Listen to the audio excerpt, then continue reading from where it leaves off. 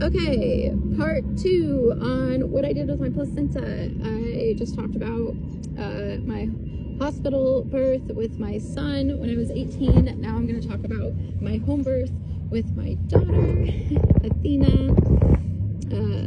Hold on. Okay, with my daughter, after I also had her on my hands and knees like I did with my son, Ezekiel.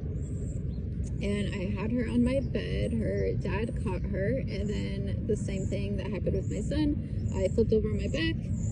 TJ put her on my chest. The only difference between Zeke and Athena was that Zeke was caught by a doctor. His name was Dr. Graber, and then he put him on my chest. So, but I'm really glad this time the father of my baby got to catch her and it was just me and him in the room. As I was pushing her out, she was crowning, her head was out, my best friend was there, and I was like, you should probably call that doula. Mostly because I wanted to check and make sure I didn't tear. I felt the ring of fire, but I did not tear. If I did, it was like a centimeter, and I healed up very quickly. With Zeke, I tore, and that was probably because I had Pitocin, and Pitocin makes your contractions go faster, and it's a lot more painful with Pitocin. It basically puts the natural birth process into a fast forward motion, and yeah, so I did tear with Zeke, but with Athena I did not. And I also like, I knew she was about to come out, but like, if I wanted to make sure, I wanted the doula to be there as a witness. I actually didn't have a doula prior to that day. I had a midwife.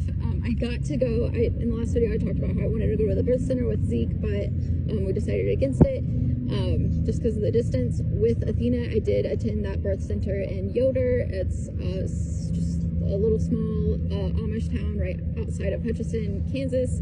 And I saw that midwife throughout the whole pregnancy. Actually, I didn't see her till second trimester because they wait until you're just a little further along.